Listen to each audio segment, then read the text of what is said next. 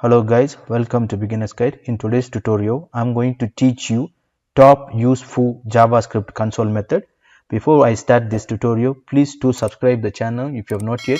And if you like this video, don't forget to hit the like button. So let me start with the first method. The very obvious method is a console log method. So I'm going to say console.log.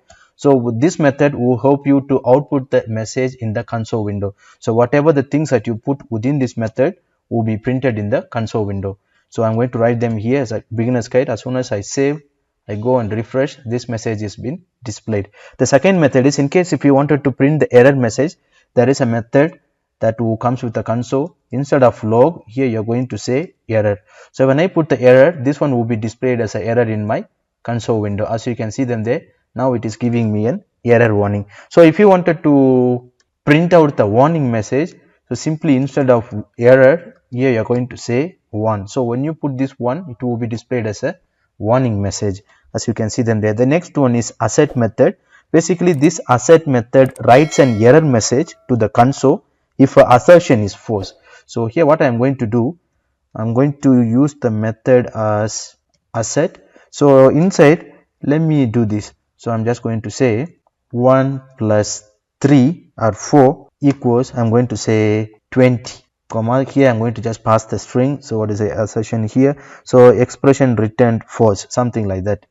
So this one has to be double equals. So when I save this one, let me go and refresh. So it's saying that assertion failed, expression returned false. So as I say that this assert method writes an error message to the console if assertion is false. So the next method is table. For example, if you wanted to display your result in a tabular format, there is a table method that comes with the console. So here what I'm going to do, instead of assert, I'm going to use table. So since I wanted to display them as a table, so let me pass some array. So this array, I'm going to say JavaScript, and then the next one I would say React. The next one I would say Vue.js, put them in a double quotes. So the next one I would say AngularJS, because even React is a JavaScript library, so let me put React.js. So when I save this one, so this table method usually displays the tabular data as a table. So let me run this one so that you would see the result. So as you can see them here, nicely this information, this array of information is being displayed in a tabular format. So this array has got 4 data. So the 0th index will be the first one. The first index we are going to store the React.js. In the second index we are going to store the Vue.js. The third index we are going to store the AngularJS. So the next method is a count method. So the use of this count method is the number of times that this particular call to count has been called. So to prove that, what I'm going to do, I'm just going to use the for loop. Inside I'm going to say let I is equals to 1, I less than 5, let me say I plus plus. So this method, what I'm going to do, I'm going to console log the count method. So when I console log the count method, let's see the result, what you're going to see.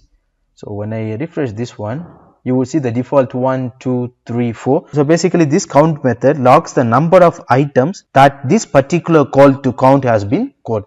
So here 1 will be called, 2 will be called. As long as this condition is true, all the count will be called by default. So this is what that you are seeing them here. So the last method that comes with the console is a clear method. So I'm going to say console.clear. I hope you have already guessed. This one would help us to clear the console window. So whatever the things that you have them in your console window will be cleared. Console was cleared. So this is the different top useful method that we can use with a console log. I hope this tutorial you have learned something. If you like this video, don't forget to hit the like button. Thank you.